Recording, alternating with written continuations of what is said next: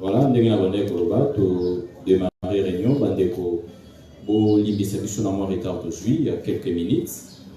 Alors sans plus tarder, to accorder parole cette fois-ci à docteur Moïse pour que à kamba biso na prière d'ouverture avant que to démarrer réunion na biso ya lelo. Docteur Moïse, vous avez la parole.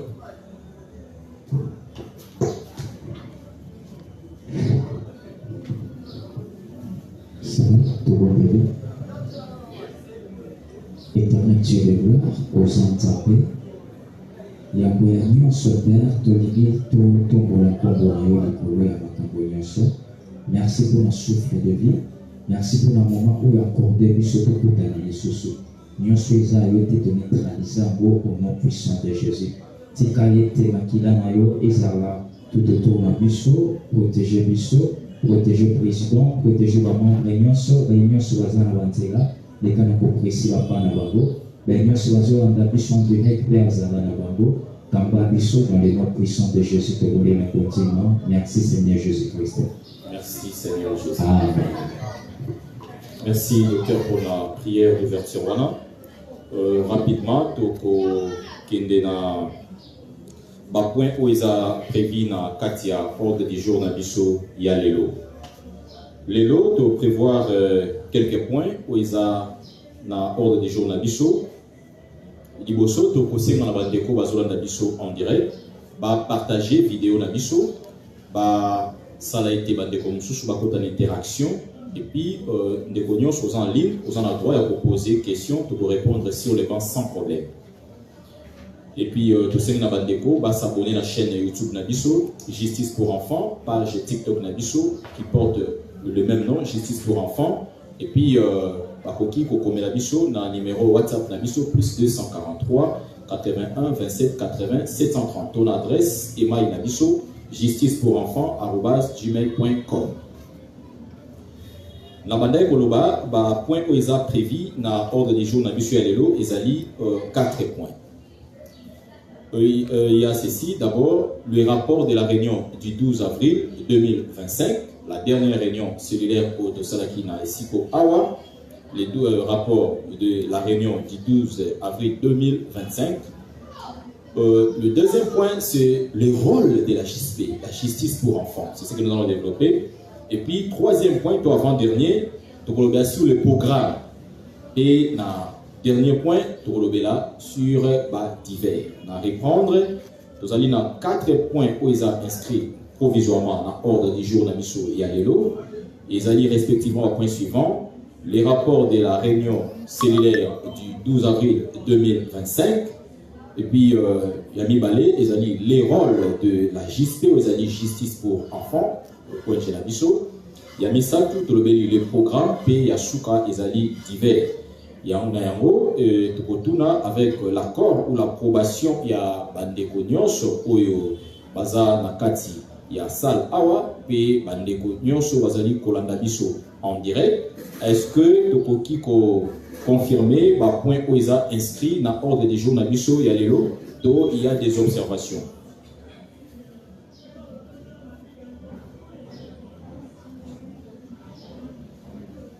Donc, tout dans cette observation par rapport à point où ils ont inscrit dans l'ordre du jour Nabiso, il y a les lots de prévoir.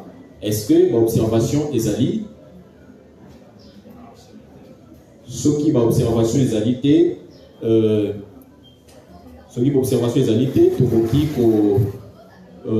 maintenir le point où ils ont inscrit dans l'ordre du jour Nabiso, il y a les lots. Merci, le point inscrit dans l'ordre du jour Ezali adopté. Donc, on a le premier point Nabiso, où Ezali le rapport de la réunion du 29, et plutôt du 12 avril 2025. Bandeko kuna na cadre ya réunion Nabiso yo, tolobelaki makambo ebele. Tolobelaki makambo ya ba activité autososal.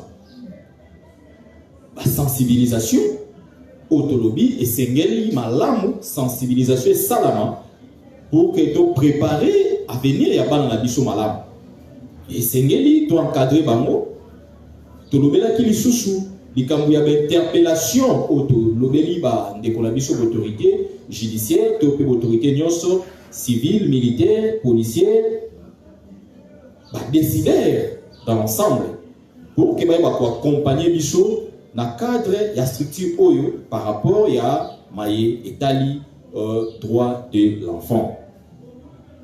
Tolobela ki lisusu comment tokoki ko renforcer visibilité na biso makambo tozolo ba awa bato bazomona mweza makambo malonga, mais comment faire pour atteindre de plus en plus bato musika bazali pour que ba mpe baya na contribution na bango ndenge balobaka pour amener une pierre à l'édifice. Tolobela ki lisusu démarrage ya ba formation na biso en droit de l'homme oyo ezo salama na kati ya siège na biso awa pe oyo ko salama bisika ebele tokozala mobile bandeko nyonso oyo bazo encadrer bana oyo baza ba mineur ezala na ba école ba église to ba association nyonso tout toza mobile pour que tokende kopesa formation wana pe lisusu tolobelaki likambo ya préparatif ya assemblée générale 2025.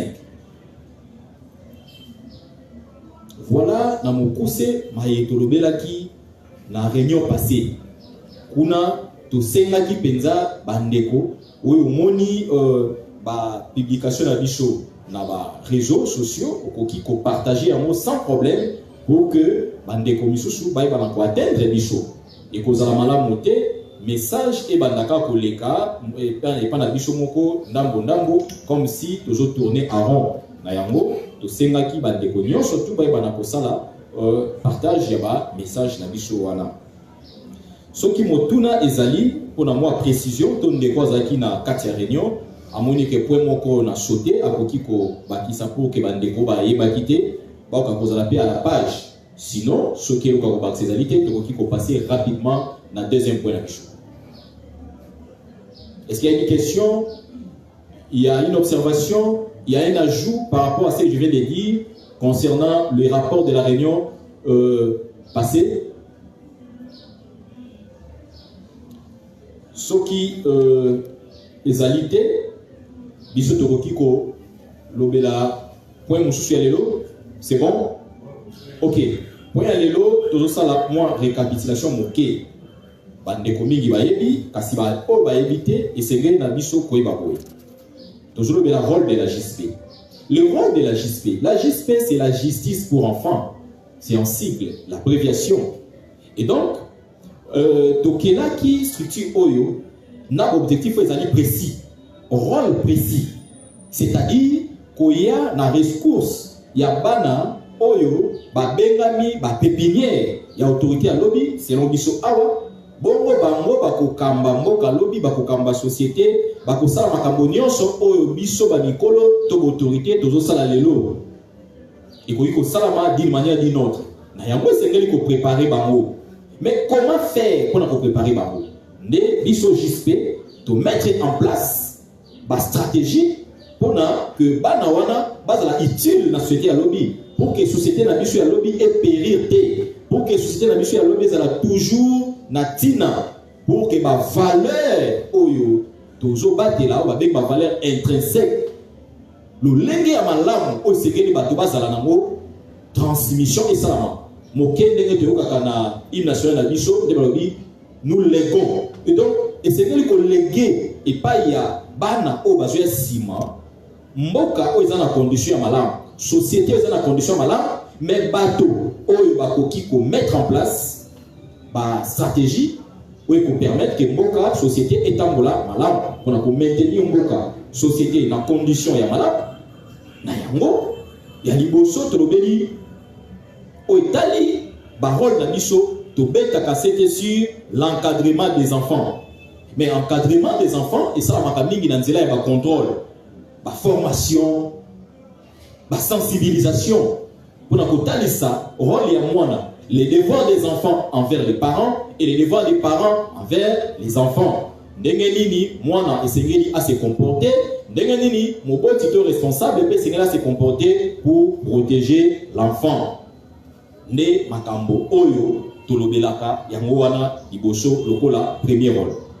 Mususu toujours sur l'orientation, comment orienter les enfants. Mais cette fois-là, il fait ça en collaborant avec les responsables. Il y a un secteur qui est vrai dans le cadre de l'éducation. Il y a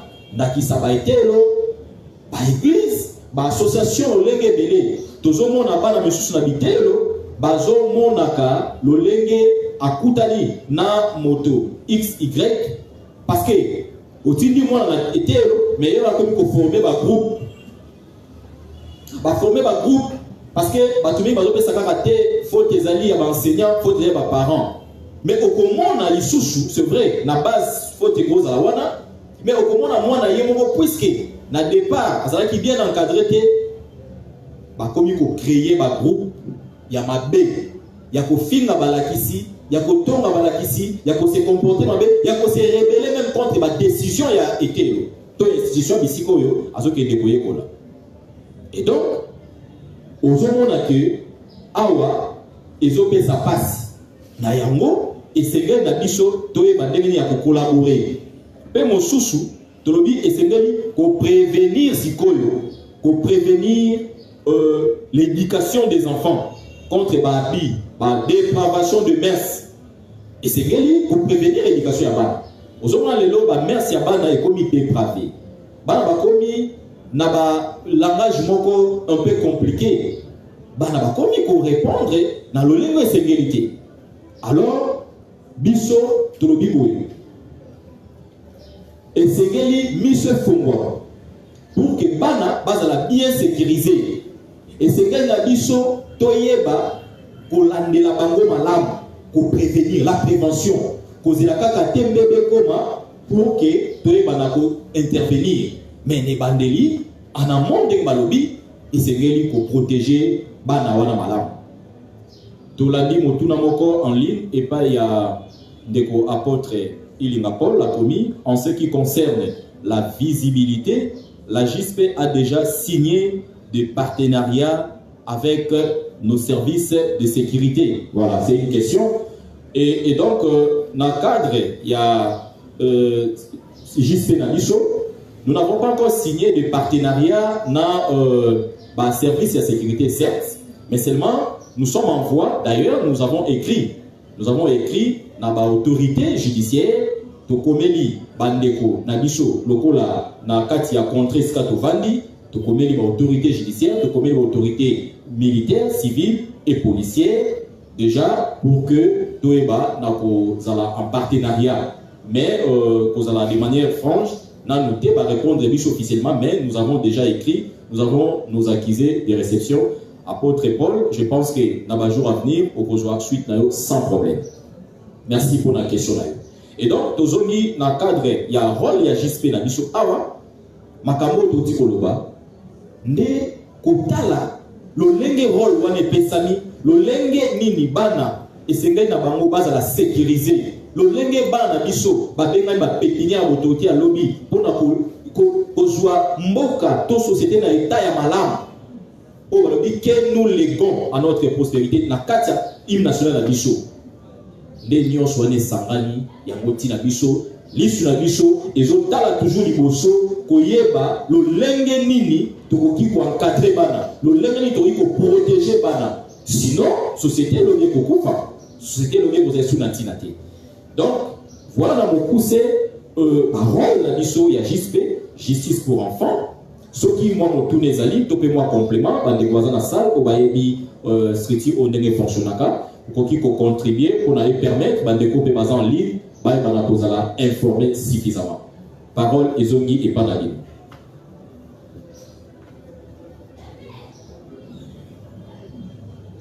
Est-ce que moi, il y a un peu de Césali, par rapport à la parole où ils ont prévu dans JSP, ce qui m'ont tourné zalité, to li kamba ko bakisa ezalité, je pense que tokoki kozwa troisième point d'ambition. C'est bon?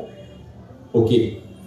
Tozongi to continue troisième point d'ambition où ezali ba programme. Nini o biso to prévoir pour ça là na eleko oyo.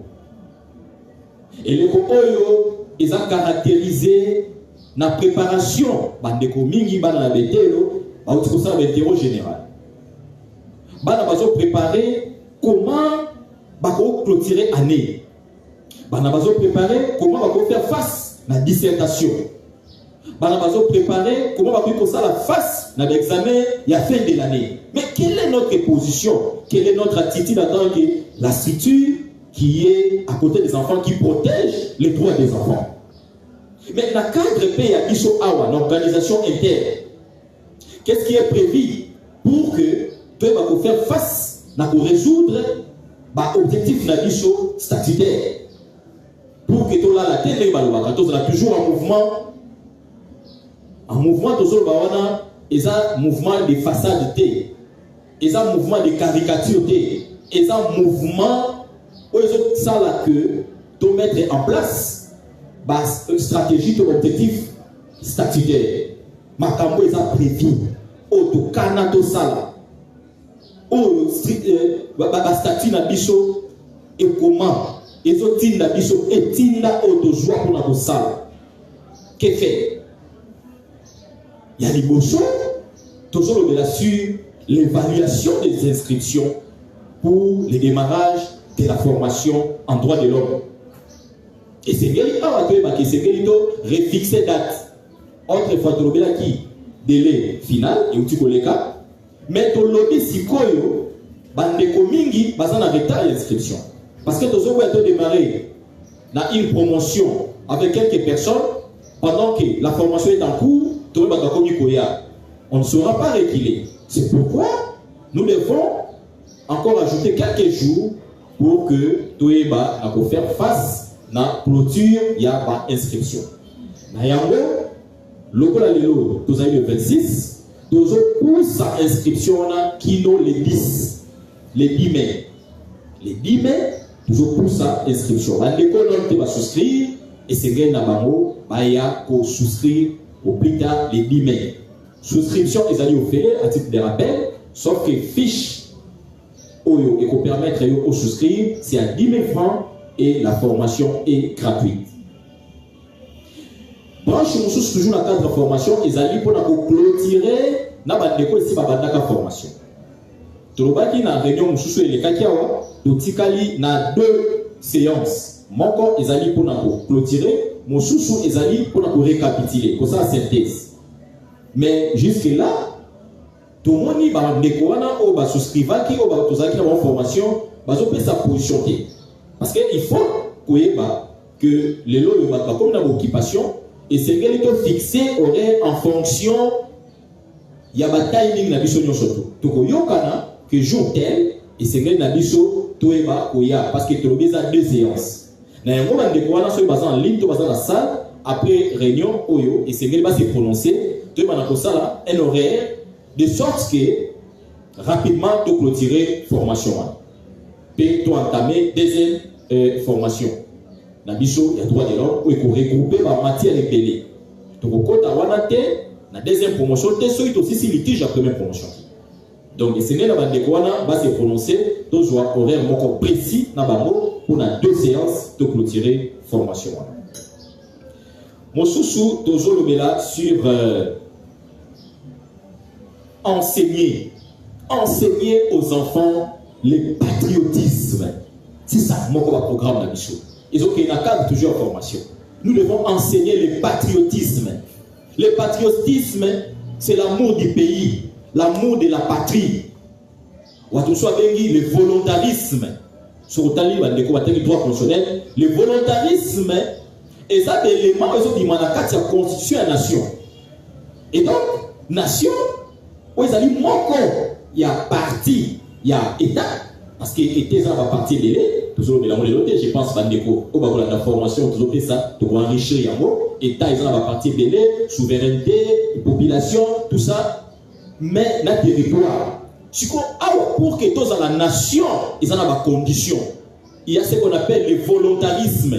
Le volontarisme, c'est le vouloir vivre ensemble, le vouloir vivre collectif, limité. Mais l'autre, c'est par l'amour, il y a patrie. Notre mère patrie, la RDC, et c'est quel que soit le problème, quel que soit la position, le pouvoir, la politique, mais mission surtout, c'est que Mboka la bicho. Si ko poto lingamboka na biso malam esengeli to banda ko inculquer bana o ya biso o ya nike ba yeba déjà ko maîtriser notion ya amour du pays, de la patrie. Parce que ce qui moi ayebi amour de la patrie en ce moment-là akozala akoyeba ndenge nini akozala souci ya kozala ko respecter ba droit ya moninga. Balobe sika ba droit na yo suki nde ya moninga senini ebandi.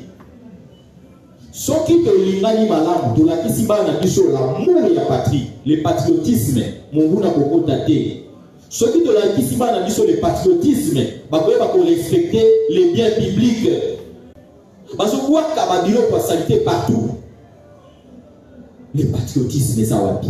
Et c'est que les enseigner à la base. Et sengeli lisusu bandeko na biso bana to lakisa bango la morale. To juis motuna moko, la formation aura lieu les avant-midi ou les après-midi. Il n'y a pas moyen d'être formé en ligne. Ce sont les questions provenant de l'apôtre Ilinga Paul. Oui, la formation en ligne sera une série. D'ailleurs, formation autre Wanopesa, nous sommes en direct. Ceux qui n'auront pas la possibilité de participer, ils sont en direct. Mais le problème il faut souscrire. Quand vous souscrivez, on sait que nous avons tel effectif. Ça, c'est de 1. De 2, à la fin de la formation, il y aura une évaluation pour que tout le monde qui va maîtriser matière donnée avant de remettre brevet. Si vous avez en ligne sans que vous avez inscrit, c'est que vous avez considéré que vous avez inscrit, donc vous avez le droit à breveter. Et donc, si vous avez en ligne, vous avez en ligne sans problème, mais et c'est que vous avez d'abord qu'au souscrire. Au souscrire, et ndenge motuna musutuni branche ya koyeba ce que vous allez vendre après-midi na hotel Kolobawa et c'est ngeli tout batuba souscrire d'abord ou plus tard les 10 de sorte que tous se mettre ensemble d'accord sur les programmes qu'on mettra ensemble, un programme commun qui ne va pas déranger les programmes d'une personne ou bien d'une autre. Pour montrer sa raison que quelqu'un n'a quitté par rapport à ça. Donc on va élaborer un programme en fonction il y a horaire et Motuna Modo. Ça sera un programme unique, mais un consensus. Voilà, apôtre Paul, merci une fois de plus pour la Mituna Nayo. Toujours le sous toujours dans le cadre, il y a programme. Dans le cadre, il y a programme na biso. Toko sala sikoyo, on va bengi publication. Toko sala publication du calendrier trimestriel. Publication du calendrier trimestriel. Oyo ekobanda. Banda sans autres okota. Mois de mai, juin, kino mois de juillet. Et voyez, banda déjà que na période oyo, en ce qui concerne ma réunion ekozala pour tout ça là 2 fois le mois ekozala tel jour na tel jour. Na mois ya mai ekozala tel jour na tel jour. Dans le mois de juin, et vous avez telle date, 2. Puis dans le mois de juillet, comme 3e mois, et vous avez la date telle, telle. Il y a mis balé, tu peux publier le sous-calendrier relatif à mouvement de ça. Tu peux rappeler des cognos sur la Zolanda. Nous sommes déjà en contact avec plusieurs écoles et plusieurs églises ont toujours démarré formation de la semaine prochaine. Et dans ces conditions, Bandeko va être disponible pour nous accompagner et Sengeli va s'annoncer avant. Parce que c'est un programme commun. Nous allons commencer par l'école Sainte-Lucie, ici en face. Il y a une église à Lemba et tant d'autres. Donc ça, c'est un programme où on a à disposition de tous les membres. En dehors, il y a un programme, il y a une réunion trimestrielle. Puis, dans le programme, il y a ma campagne surtout par rapport à 3 mois où ils ont ma formation. Mon sous Tolobi va tourner la bicho, va tourner pour la sensibilisation.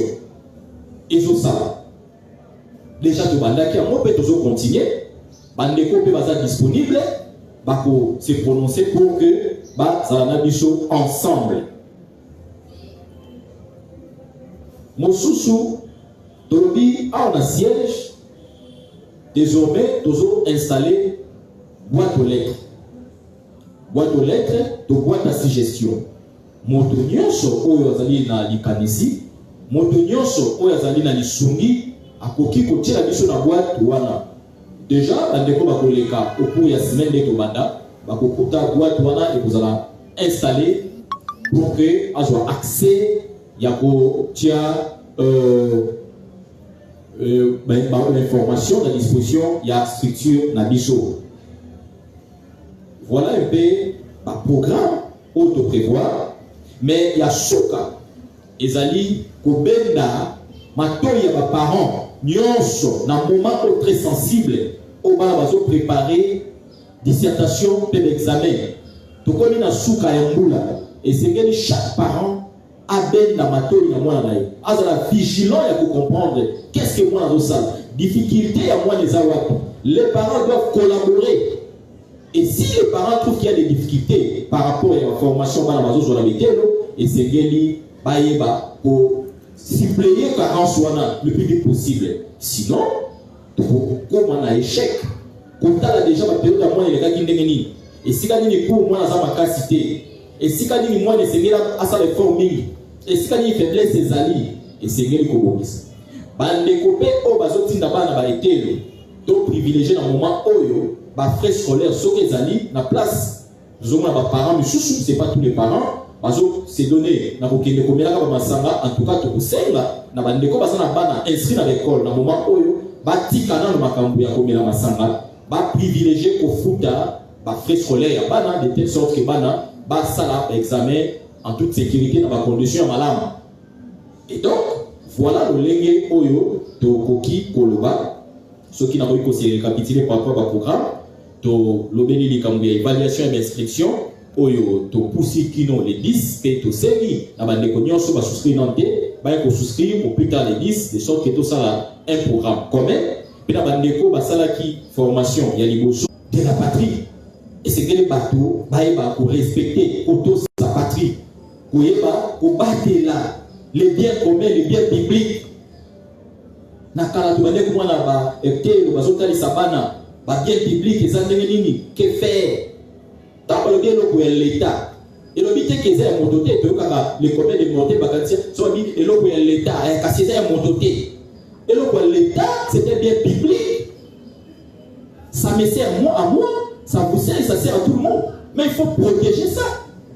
Mais comment faire? Il faut que quelqu'un ait les bases une bonne moralité. Et c'est que une moralité, c'est la malade. Moralité, c'est la malade pour la vie. Tout le monde est dans l'entreprise. Au moins, il monte mon col. Mais à jouer à la tire. Patron, taille basse. Dépravation de mère, c'est dans mon col. Mais comment ça s'est comporté pour eux? Tout ça, c'est parce que, déjà, dans le bas âge, Azala qui protégeait tes. Éducation, la nama qui malade monté.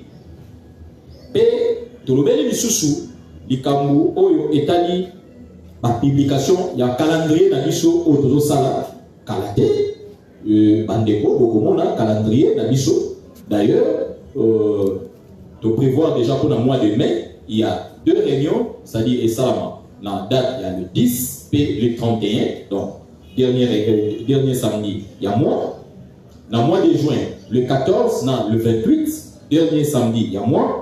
Dans le mois de juillet, le 12 et le 26, dernier samedi, il y a mois de juillet.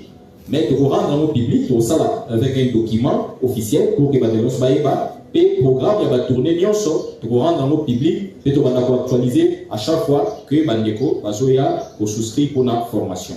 Des types de formation et que ça et que ça en ligne. Partout où vous avez sa formation, il nous a toujours en ligne. Nous avons la possibilité pour rejoindre les bichotés. À quoi vous allez connecter pour que l'on fait ça en direct. Poursuite, il y a la tournée dans l'école d'église de Guadeloupe Tikoloba, puis installation en un siège dans l'issue, il y a boîte à suggestion, boîte à lettres, et si vous avez des sur les alliés, Tony Choumi, pour qui que la mission pour que tu aies découvrir parce qu'ils allaient fermer. Donc, Maloba Ezogi et Paladino, ceux qui m'ont dit qu'il y a pour contribuer aux alliés, pour qui contribuer, de sorte que tout est bas pour évoluer dans le dernier point de vue pour les alliés divers. Donc, parole les épanouis. Par rapport, il y a un programme pour prévoir.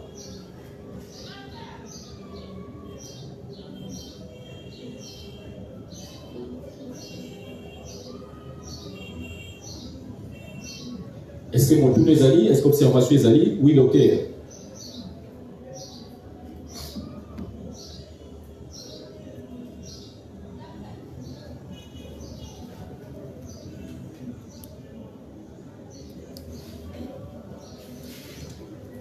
Vous voyez pour porter, il n'y a pas de souci. Allez-y. Ok, merci président. Oui. Merci. Par rapport à ma première sur le récipice. Question d'Angezali par rapport à la prévention. Prévention et éducation pour éviter la bulle. Aujourd'hui, tout le monde a la vie et pour vraiment belé. Surtout, il n'y a pas de minère, il n'y a pas d'eau. Moi, je suis vous dire que ça a limité. Est-ce que là, vous venez de dire, je crois, un premier point, il y a pour saisir l'autorité politique et d'autres autorités. Moi, vous avez la tête de l'ouverture, mais par rapport à Bamou, et puis il doit atteindre une masse pour nous critiquer, pas dans le haut, ça va finir la nuit. Deuxièmement, par rapport à la formation. Pardon, docteur. C'est une proposition. Oui, c'est une proposition. C'est une proposition, on va voir. À la place que vous fassiez encore des récapitulations, on doit recommencer. Une mouton de détention pendant plus de 48 heures. Au moins, quelqu'un qui est mineur, quand il est parquet, et avant, il peut 3-4 jours dans la police. Attitude de Kozani, parce que c'est un peu. Et c'est donc, il y a trop de choses qui sont liées à la quotidien de l'issue. Il n'y a pas de droit de l'homme. Si on a 4 droits de l'homme, il y aura une branche. Il y a droit portant protection de l'enfant. Loi portant protection de l'enfant, il y a une branche. Donc, il y a la loi portant protection de l'enfant. Et ça, il y a une branche. Mais maintenant, toujours en profondeur pour que tu relié en matière tout autour de la quotidien de l'issue. Sur le plan juridique. C'est ça les droits de l'homme. Ils allaient dans le même diapason, au même niveau, dans la première licence LMD. Voilà. Ils ont vraiment étendu et vous avez moins tant de ce qui est pesami malade et qui est découpé pour la division comme il faut, pour que mon ami va faire pour produire. Et vous avez très important. Et donc, pour fusionner, vous allez moins passer. Pour fusionner, c'est que vous avez la partie à branche ou à compléter qui n'est aussi là. Or, il faut aussi ça. Branche ou à bino, c'est la première formation, bon, tout côté la formation. Ingénieur, vous pouvez compléter?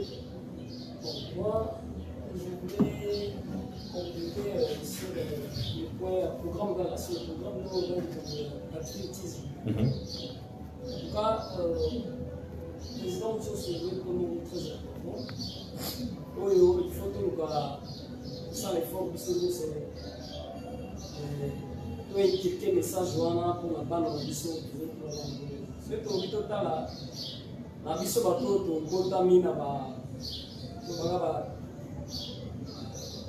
89 ba 87 ti lelo en tout cas rôle ya patriotisme na biso comment bango tolenge donc c'est un total vraiment makambo tozoleka lelo na bana na biso makambo baokola nango na biso moko mpe mwa ntango tokoli nango vraiment rôle pénal, civisme et patriotisme.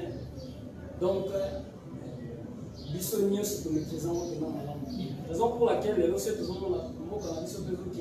conflit ou est interminable ou peut toujours la condition social pour partager pour résoudre le problème. C'est parce que niveau école ou soit la formation et le patriotisme vraiment à niveau. Il y a des associations, il y a des ONG, et ça va. Alors, là, c'est que ma casse.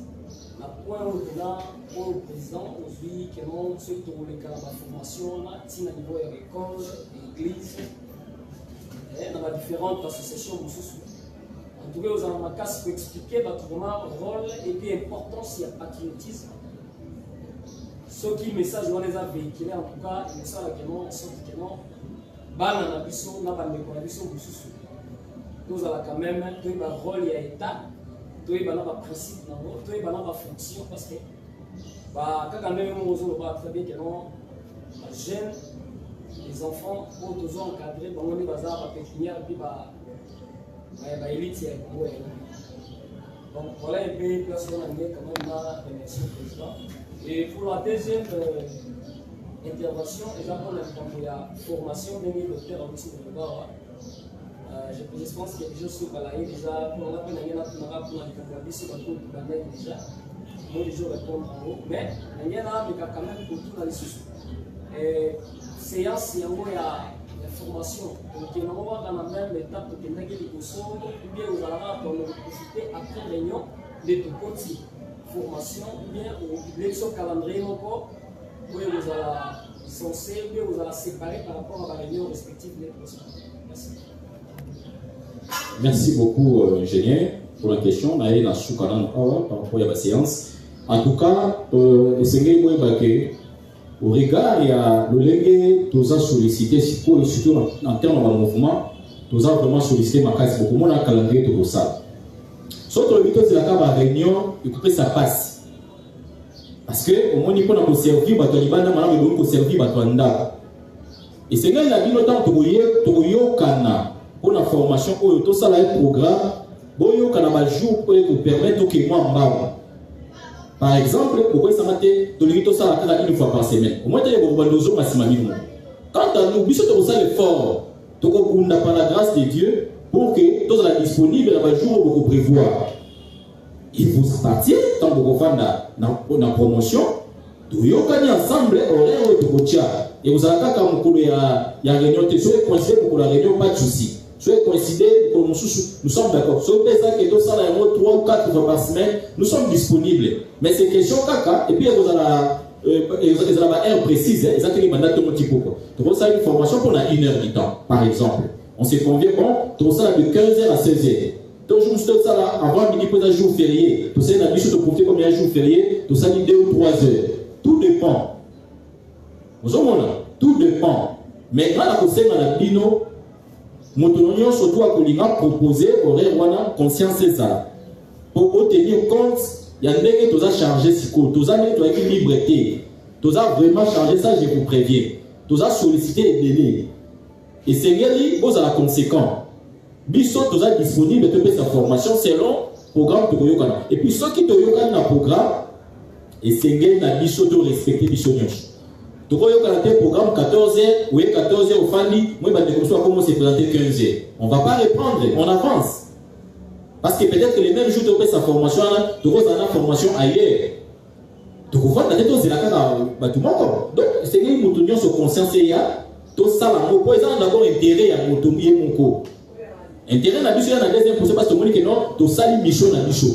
Il y a une matière et nous alors, par rapport à patriotisme, là aussi, merci au Monique Eza Idiamala. Toko Baksa un point, les outils globaux qui la formation de l'OPSA et aux arrêts diffusés.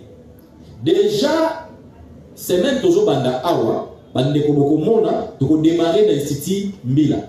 Il y a un sujet autour préparé, et ça autour il y a patriotisme, mais que vous allez mélanger dans le droit portant protection de l'enfant. Donc, la mission en ligne pour retrouver le patriotisme combiné avec la loi portant protection de l'enfant. Donc, nous allons trouver la place ou l'intersection entre la loi portant protection de l'enfant et le patriotisme. C'est la matière qu'on va donner déjà à très bientôt dans l'Institut Mila, où ils allaient avoir dans Saint-Lucie, dans Passé-Panalichou. Merci. Est-ce que Moutuna Moussé Zali, avant qu'il ait tout chité, le dernier point? Oui, Jérémy. Concernant ma programme, la formation que ça m'a l'église et l'école. Aussi l'église et l'école, c'est ici. Nous avons concernant l'église et l'école parce que l'église va à congé, mais l'école va à congé. Parce que l'activité où et Tiami na Katia parmi les écoles aussi les ici. Donc ça les malades dans même année Oyo parce que année to est déjà presque déjà 2 mois. On va na classe ici.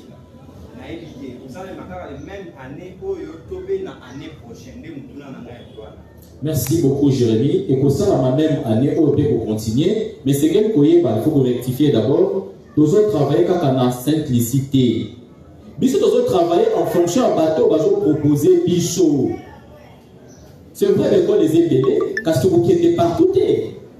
Biso to kokete bisika oyo moto abengi biso c'est vrai to proposer neto lobi ndakisa tala école songolo endimi tala église songolo na lemba endimi la liste est longue qui veut il vient il souscrit on la ligne.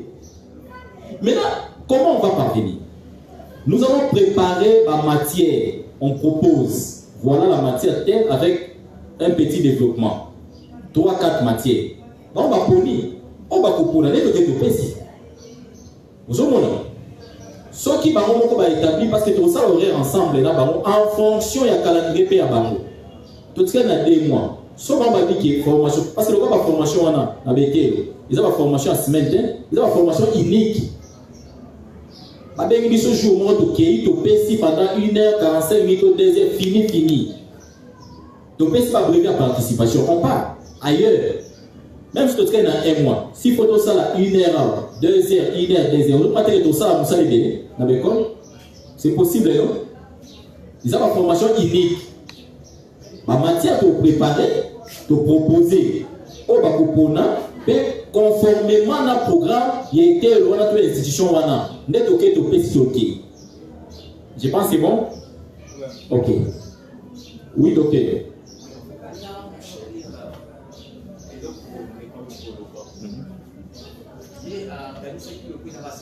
Non. Par exemple, l'école, l'église, ils ont besoin d'inviter, puisqu'ils ont une condition pour souscrire. Condition, c'est-à-dire? Deuxièmement, privé, on a développé ça, mais pas il y a un cadre, il y a pas un professeur, enseignant ou soit, il n'a pas d'année, sur base à 500 000. Donc, on est sur ma progression pour privé. Formation et copie sama ils ont pour l'intention d'abord intérêt à bana copie sama na bana bankadre so bazana pour na kulandela ndenge formation et sama ce qui va moni tel que na école moko ba sibiso ba ko kabula baji par exemple bana ya 8e baji bana ya première na 2e basangisi jour musutoye baji ba promotion elandi tout dépend de l'organisation était biso bazo ya babiso. Si on va dire que nous sommes réservés 2 jours, nous sommes peut-être dans la matière à te proposer, on va te préparer, tu as 2 jours, c'est un heure fixée. C'est comme ça qu'on va fonctionner. C'est bon? Est-ce que c'est bon le dernier point? Et comme ça, on complète avec les amis. Donc, insiste sur les parents et c'est bien pour protéger, pour privilégier que là, si n'a pas un moment où. Parce que comme la fin de l'année, on va préparer ma dissertation, l'examen d'État, l'examen à fin de l'année, tout le monde a dit qu'il va échouer dans ma condition de distraction. Donc, mon boti, on est privilégié pour foutre la moine à Minerval, il y a aussi ma fertilité. Et c'est bien, tout le monde, ma parents, il faut collaborer. Pour te dire le plus souvent, tout ça, oui, mais bichopé ma parents, ceux qui m'ont coqué, parce que l'école fonctionne aussi avec les frais que nous payons. On passe au dernier point, divers. Divers, on a dit chaud, il y a des beaux shows, et Zali appelle dans soutien. Nous appelons tous au soutien par rapport à notre activité de l'Assemblée Générale 2025, qui est prévue au mois de novembre de cette année. Bandekonanga, et c'est bien la bichot de préparer et le malade. Donc, c'est la carte de comment on a veille, montona montagne au pesa dans la mesure du possible. Ndakisa, tous à kana besoin bakiti. Tout le monde a un problème bakiti, mingi boloué dans souka bakiti, bakibungi, il faut qu'on foute. Ce qui ne peut pas mon année la micholo, ou à quelque chose de la kiti moko, ou plus, de préférence à quoi la micholo awa, en espèce pour uniformiser. Parce que comme on va que monter la montation, on va que la bakiti différent et ça la bienté.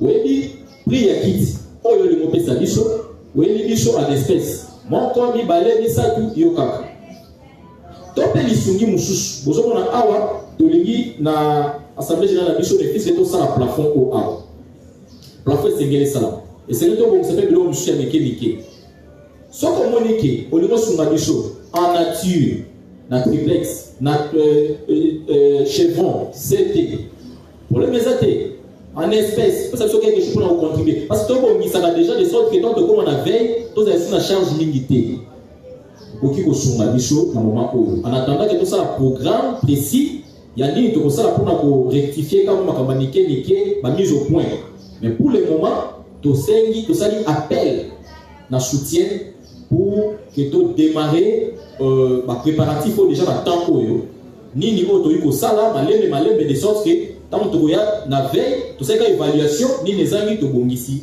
noki ya libale to lobe likambu ya cha ya ba carte de membre bandeko identité na biso ya ba carte ya membre bandeko bazana na ba carte te esengeli na bango ba na ko souscrire c'est moyennant 10 000 francs seulement pour souscrire pour que tous ayons identité na biso tous na carte des membres